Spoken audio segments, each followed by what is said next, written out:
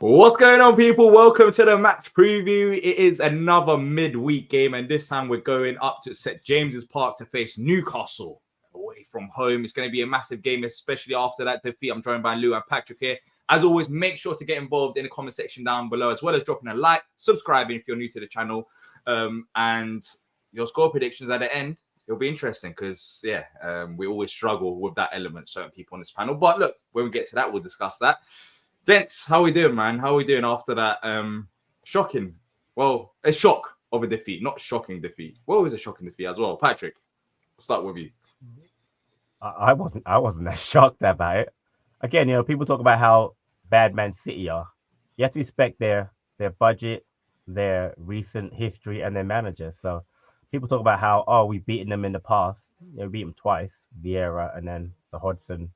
But no, they're a good team. And I was telling Lou yesterday in the play ratings, Mama Moosh is going to be very, very good in this Premier League once he gets his feet going, and he's already doing well now. They're a good team, so I wasn't shocked.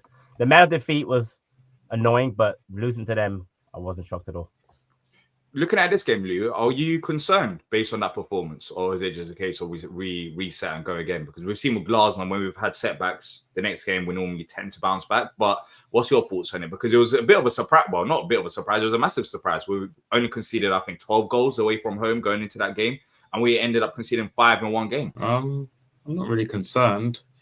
There's a lot of teams in this league who I don't think are that good. And if it wasn't for our start, we'd be higher up the league table. But I definitely think one team in the league, Newcastle, are better than us. I think they have better players.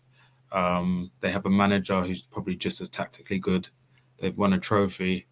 They're very. I watched them against Man United yesterday. High energy, high pressing, technically sound. They left a few gaps open, but I think they genuinely did that because they didn't really rate Man United's threat, and they could take more risks, which then led to them getting 4 goals. They've got people like Gordon on the bench. They probably got the most in-form wanted striker in Europe. So we are going there on Wednesday. I don't expect us to win or get anything. We shouldn't. They're a Champions League chasing team. They'll probably finish 3rd. They could even catch Arsenal with their eyes on the Champions League. So I'm not concerned. Same way I wasn't concerned after we lost 5-1 to Arsenal. Similar sort of defeat against City. We have Gahey back. The pressure's on them because they're chasing Champions League. So yeah, maybe we just enjoy us going up against these teams and seeing how good we really are. And it's a good trial for when we play Villa. I think it's quite good that we're playing City, Newcastle, Bournemouth, Arsenal before the Villa game, because it gives us a real idea of where we are as a team. Patrick, are you on a same wavelength as Lou in terms of this game? It's just going to be very difficult. You sound concerned, Lou. I don't know. You sound like we're not going to get anything out of this game. So it's not a concern. It's just we're going up a team who's better than us. So it's not a concern. I enjoy it. It's on Sky Sports. We get to see what our team's built of physically. But then we've been also very good, though. That's what I'm surprised about. You're talking about Newcastle, but if we're looking at this calendar year, we've picked up more points than Newcastle. So does that City game now influence your decision on this game? That's what I'm wondering. Because yes, they are good sides, but we have faced good sides so far this season, and we've actually dealt with them well. I mean, this was our first away defeat since October. So what's kind of... Newcastle don't lose at home, though, do they? They don't really lose at home. They've struggled away a bit more, but I'm not concerned. I think we're a really good team. We was missing Gahey. I look forward to the challenge. I look forward to seeing our players up against players better and as good as our own team. Yeah. Patrick, in terms of the importance of this game, I know you're not a massive fan of looking up the table to European spots. You think just focus on the cup. If we were to lose this game, I guess that's it, right? Like, or even maybe draw in terms of like any European hopes, or... Lou made a very good point. Listen, I'm also glad we're playing teams like Newcastle and Forest and Arsenal in this late running, because the manager mentioned himself, you're playing European caliber teams in this running, especially again, the Arsenal, Bournemouth, Newcastle before we play Villa. Similar type teams, going for it. I'm not worried about the game, like worried about losing, but I have a lot of respect for Newcastle. Lou pointed out they're a good team, well managed, really good players, wanted players by other teams. Their home form, they actually are 7th in the league. They lost 4 good games at home. Give me a difficult task. I think we could be up for it. I'd like to bounce back from the Man City loss, and again, we have done in the past, bounce back from poor losses. But we'll have Gahey back. We'll probably have Hughes back. So we'll have more of a solid team. But they're a good team. I respect them. And going up to Newcastle is always difficult. I don't remember too many good results. And then Wolves scoring a goal up there. Gyro get a goal there at one point? I can't remember. COVID game, yeah. Right, exactly. But we don't get that many results. I'll say it before, spoiler, I'll take a draw right now. But as far as going up the table, D, we've had discussion before. Forget the cup for a second. I didn't think we could even really challenge for that, let's say 8th spot. What are we, 5 points behind Fulham in 8th and Brighton in 9th? Is it possible? Yeah. But it's really difficult for a club our size to fight on 2 fronts. And I know Glasgow's not going to go out there to want to lose the game. But I got to believe the players right now, as long as we're still in the cup, are going to be more focused on trying to win that cup than to move up to 8th place. But we'll see. Let me ask you this. This is our game in hand, of course. So if we win this game, we're going to be only 2 points behind Fulham. Does that change your perspective about Fulham are playing today, so they could win. They could win. Oh yeah, that's right. So we'll see about that. Yeah. But depending on, let's just ignore the Fulham result, maybe Palace result. As you said, we've struggled against Newcastle. They're a very good side at home. If we were to go away from home and end up getting a result against Newcastle, does that change your perspective about pushing for European spots? No, but it does.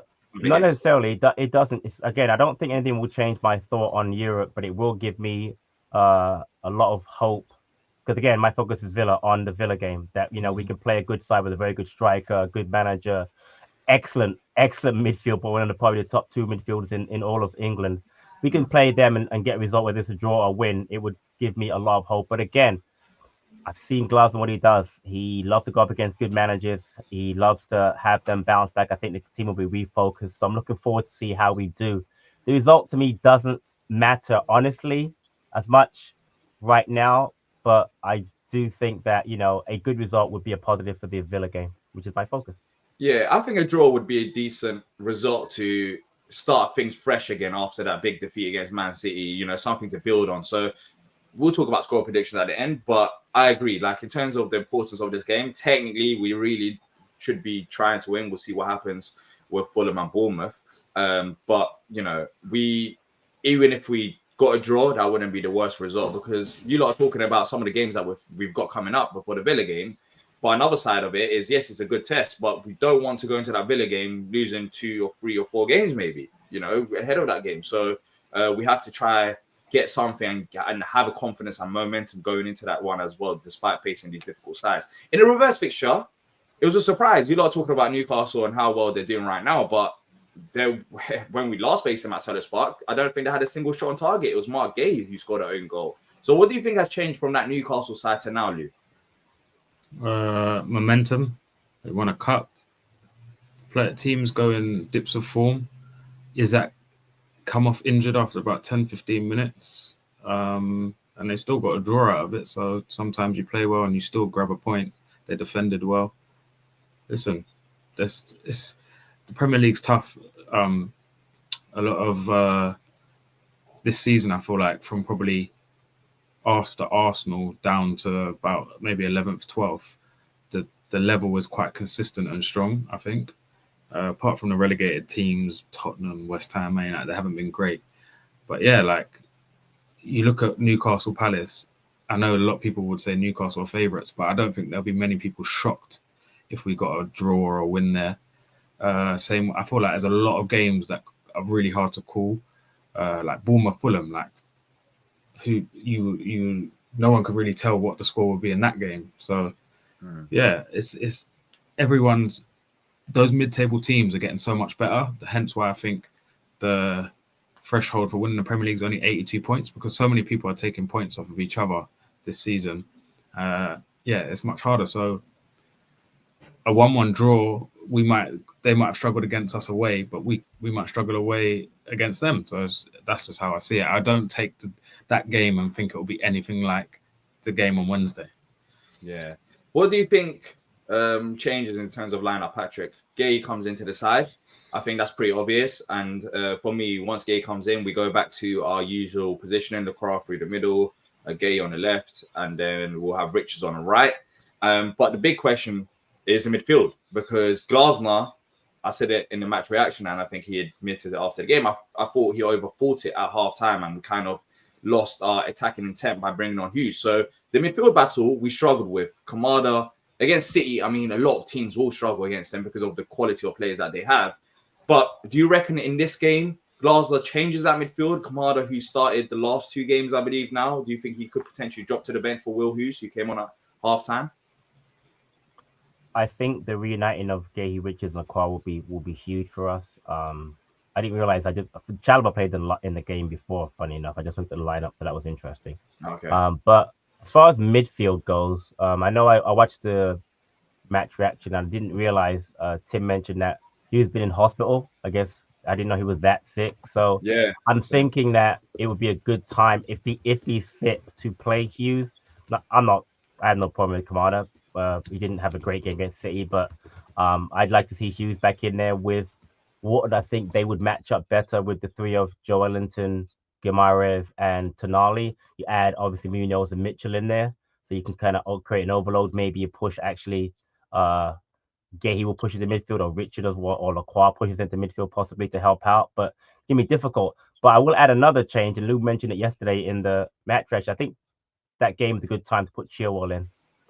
I love Mitchell. I think he plays too many games, and I think if you're going to put Chilwell in a game, the midweek games are the best this week, and then next week against Arsenal.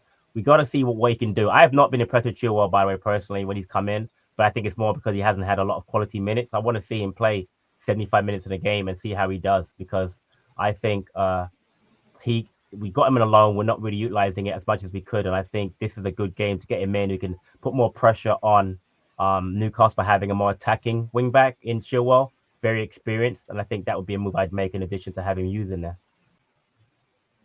Interesting on Ben Chilwell, Lou, because I didn't really consider him in this game. I thought like the midfield for me is very important after what happened with Newcastle against Man United. They're physical, they're strong, they're fast, they're technically gifted. So I am worried if Kamada was to start there. So personally, maybe bring in Lerma. We haven't mentioned him. Lerma ahead of Will Hughes if he's not fit. If we're talking about physicality, I'm dealing with that. But quickly on the midfield, where do you stand with it? Do you know what? The midfield is definitely a tough one. In the ratings, I said I would be inclined to go with Lerma due to physicality. I think Joe Linton is probably one of the strongest players in the league.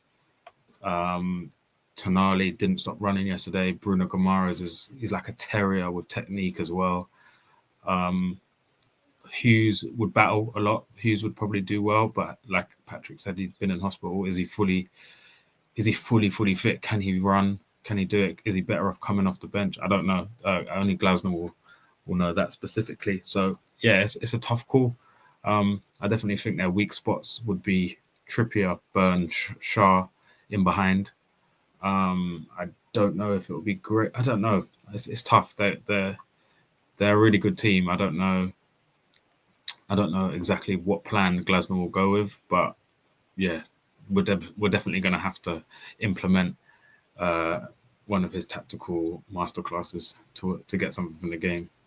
I won't be surprised if Lerma goes into midfield. I just think it makes sense with the physicality of Newcastle and dealing with it. Look, Kamada can't start this game. I think we can. He's got to come out the firing line. Yeah, I think we can all agree, especially after what happened against City, which I don't think it was his fault that we lost the game.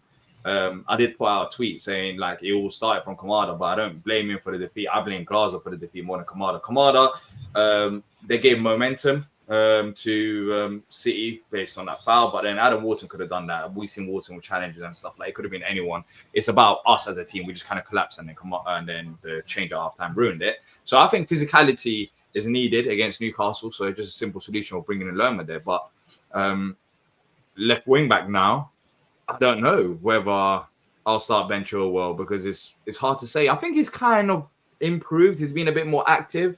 I can't remember what game it was. I think it was a Brighton game. Like defensively, he wasn't that bad. I think he got bodied once. That's it. But overall, he wasn't that bad. So I think Chilwell is getting opportunities here and there. But it might be a good opportunity to start him in this game. Do you agree with that?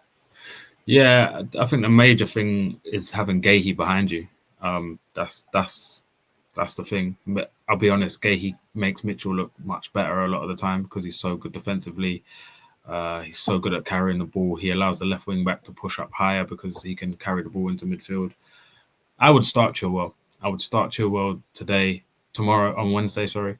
I would play Mitchell against Bournemouth, and then I would play Chilwell against Arsenal because it's very likely the game against Villa could go to extra time. That's 120 minutes. I tell you what, Mitchell barely has 60, 70 at his top level at the moment. So there's a possibility both would have to do 60 minutes each. And I need Chilwell to get some minutes in his legs. But then again, I can say all this and Glasner might disagree. So that's just what I'm looking at it from the outside looking in. It was going to be a really tough game. I'm interested to see the battle of Livramento versus Munoz. Both very athletic, both very quick. I think he struggled a bit against Nico O'Reilly. It's going to be tough. It's going to be tough. I know it's a bit like, go direct, because that's the only way I can kind of see us hurting Newcastle. I don't know what you guys think tactically. I don't know if they'll open up as much as they did against Man United, because our main threat is, they'll probably know that is our main threat in transitions. I don't know what you guys think. I think they will, due to playing at home. I think they're going to press high. But they were really open against United. Like United had like 3-on-2s regularly. They just have no quality. I think they could try attempt the same thing against us. Remember, United played the same system as Palace pretty much. So I think they will be aggressive at home because they need to get the wins for the Champions League spot. So it's like they need to go for it and risk it. So the difference could be for Palace is that we could have a bit more quality there to beat the press, and there should be spaces in behind. But talking about spaces in behind, Patrick, I know this is a player that you've backed since day one, but he got subbed off at halftime against City. Would you make any changes up front? Because that was a surprise to me, taking off Mateta. I said it in the match reaction. Like, I don't think he was playing that well, but also he wasn't awful. I think he was a presence that City had to think about. So taking him off made it much easier for City to defend against us. But interested from Glasner, halftime subs of Mateta, and he's been subbed off quite a few times since his injury. I wouldn't. There's no change as far as striker. You have to start Mateta. I think taking him out will, one, fire him up for this game, and two, gave him a bit of a rest, because probably again we are playing quite a few games in succession, coming back from a strange injury. But I wouldn't. There's no doubt Mateta starts. There's no way he's going to start Nketiah. It'll be great to have Nketiah off the bench. Don't get me wrong, because we needed a little more firepower there, and having him come on versus City might have been a little bit better. But no, I can see Mateta starting. The thing for me, though, honestly, is I'm really liking what I'm seeing from França and what I'm hearing from the manager with França, and I think he needs to get some opportunities to play soon. The thing is, Will and I talked about it yesterday. He's definitely more of a right-sided 10, like Eze's right foot, like to cut inside. But as Lou pointed out to me, he can play on the left side. So at some point, if you take out opposite. Say again? You can play. You said he's a right-sided. You mean the opposite side? I'm sorry, left side. Yeah, the left-sided 10 that can cut in on the right side. Thank you for pointing that out. Yeah. And if he goes on the right side, he can't really cut in as much. But I was thinking with Saar, he could probably use a bit of a break at some point, because he hardly ever gets subbed out. I mean, he played 112 minutes against Brighton, even at wing back. So I love the fact that now he's more of an option. I listened to a lot of what Gladys said about Eze, why he's not playing. He's bringing him along very slowly. He's obviously the option because he's left-footed for that right side, like in the Olise mode. He's not Olise, obviously, but in that mode. So I would think about that change on the right side, if not at halftime, maybe against Arsenal next week. But no, as far as the front three, I think it remains the same. It's going to be Mateta, Saar, and Eze for me. Yeah, we ended up scoring 2 goals very early on with that. And scored 4. I just don't see him changing Saar, because yes, France could be an option there, but Saar was very good at the start of the game on the counter, especially if Newcastle are going to press us and there's going to be spacing behind. We saw it against City. That's where Saar flourishes. So yes, he's been playing a lot of games, but with how Glasner is approaching every game with the mentality of winning, I know he doesn't just play the players down to the ground. So there is that aspect as well, I guess. Right. But I don't really see him making those changes in this game after that big defeat, because I genuinely feel like he wants to go out there and get a positive result. But I will say though, with Newcastle Wednesday, Bournemouth Saturday, Arsenal's what, Tuesday or Wednesday? What day Wednesday. is it? Arsenal Right. could be the one. I think he might make you're gonna have to rotate that front three at some point. You cannot flog them. Especially with Villa, you cannot flog them for the next 3 matches. You're gonna have to make the change. Arsenal to me is perfect to play Essay and Franson and Ketia, Yeah, I think. we'll see.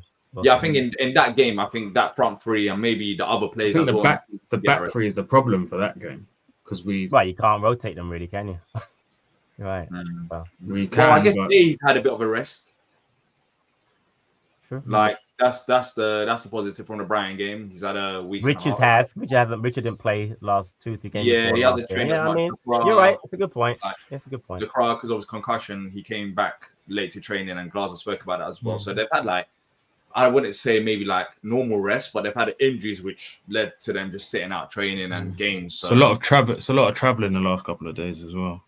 Yeah, it is. But I mean, we should be prepared for it. We knew about this. I'm sure they'll probably be flying to Newcastle in the morning. Yeah, 100%. We can't be that cheap getting the coach to Newcastle with the player. But yeah, in terms of just quickly on Newcastle, I think Harvey Barnes is one to look out for, especially on Munoz's side, because Munoz, as good as he is going forward, at times he can lose concentration defensively. So Harvey Barnes, I don't know what about him, but even in the Leicester days as well, there's just technically his first touch, the way he can beat a player, his dribbling is very good. So you have to watch out for that.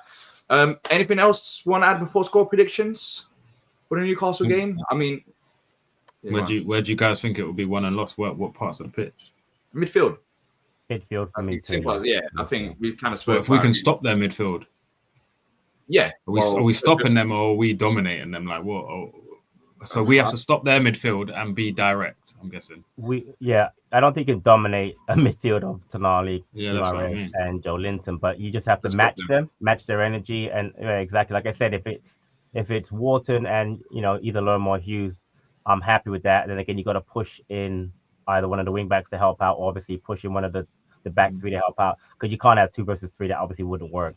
We get dominated, but it's tough, man. Newcastle's going to be. They're at home, like Dee said. They got the momentum. They, what is it? They've won, I think 5 games in a row, including the EFL Cup final against Liverpool.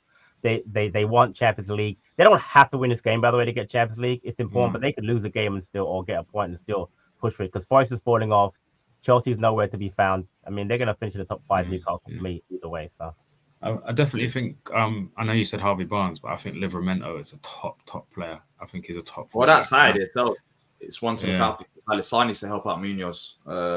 He needs to make sure it'll be interesting to see how we press. Yeah. I don't think we're going to press as much. I think it makes sense to not.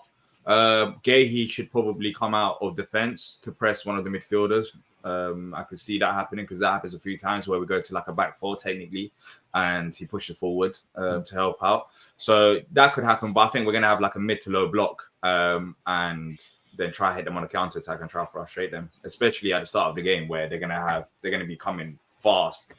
And St. James under the lights, man. Exactly, And fans, they just want a trophy. They're pushing for Champions League spots. We just have to make sure the first 15 to 20 minutes survive it, which we've done perfectly against City. Then it's just the rest of the game which we lost composure. Let's talk about score predictions. Who wants to start off? The floor's open. Who's beating Mistress? I'm gonna go. Go ahead. I'm gonna go 3-1 Newcastle. I love the positivity. No, I just think genuinely they're a better team than us at the moment. I love our team. I love our manager. The confidence and momentum from winning the cup is it's not to be understated. It's St. James. They just beat Man United 4-1. We just come off a 5-2 loss. I feel like we have the cup in the back of our minds. It's just lingering there a little bit. I could be wrong, but I just can't see much. I feel we'll put up a fight, but I think eventually they might come out on top 3-1. I think there should be space in behind. I'll quickly jump in. 1-0. I'm going to go for 1-0. I think I don't really see us keeping a clean sheet. They could they could score a goal. Saying that, we was very good defensively. What was the last time we lost 2 in a row? I don't remember. I don't remember the last time we lost a game before the City one. Everton, I think it was. The last time we lost 2 in a row must be from the first 9 games. Yeah, it must be. Yeah, it must be. So it hasn't happened in a while. So I do think we could get a point out of this game. We just have to frustrate them. Patrick? So technically, last time we lost 2 in a row was the back-to-back Arsenal Cup and League games. Oh, yeah. But before that, we lost to Liverpool and Forest back-to-back. We actually lost 3 in a row, Everton, Liverpool, and Forest. So we've lost 3 in a row. I wanted to go 1-1D because I was thinking about that, but I'm going to go 2-2 because I think we'll concede goals, unfortunately. So I'm actually going to pick up. I'm going to JP to bag 2 goals.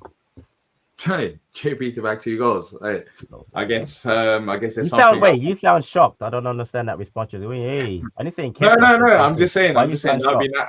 No, that'd be nice. Okay. If you said Nketiah, it sounded a bit more realistic right now. But I think it'll be a tight game. It might be 2-1 and we're pushing for an equalizer, and then we get caught on the counter. Who said? Did someone say Richard's going to score in the last prediction in the preview? Yeah, City. Did I say that? I don't remember. I think we'll give you credit for it because you're like fishing for a compliment, so you can have that one. Yeah. I think I said that, and I'm pretty sure I said like we'll lose, but I can see it being 4-2 or 5-2. I think. You know what's funny though? He hasn't actually watched the previews back to actually know. He should know the answer to that. He was in the preview. He doesn't watch them back. That's what's hilarious. Why am I going to watch your own show? You know what? Yeah, I think the City game. I didn't. That's the first time in a long time I haven't watched the game back. I didn't watch any highlights. I haven't watched. You want to hear something funny? I've done 4 times today. The first 30 minutes I've watched and I rewind it back to that. I won't go past the 2-0. I'm not. That's even more pain. No, because we played so well. It was brilliant, but I won't go. It's like the FA Cup final. I never go past the punch and goal. I'd never go. I watch it. I don't even remember. I don't even never watch the highlights. Never will. No, don't worry. I'll send you the highlights in case you. I'll ignore you. All right, that's fine. But I've sent the highlights before. You just haven't watched it, so it's up to you. You just have to face it. You have to face it. I've faced it. I don't. Yeah. I haven't watched the Chelsea highlights either from semi-final 2022. Oh yeah, that one's I don't even remember how. All I know is there was a volley. That's all I remember. I genuinely don't remember that game. But Louis, there are no highlights from that game. There were highlights from the City game. There were highlights from the Cup final. There's no highlights from the Chelsea game. There's not a single highlight. You're right. Why would you watch any of that again? That would be Joe Ward is playing right wing back or left wing back. Exactly, yeah. Right. Like, what kind of highlights are you expecting out of that game? I haven't watched that one. I'll be honest. This the FA Cup final. I watched maybe once or twice, and then I stopped it there. Well, look, here we are, another game. Let's see what happens. Let us know your score predictions in the comment section down below, as well as your thoughts. Like, subscribe, and until next time, up the Palace.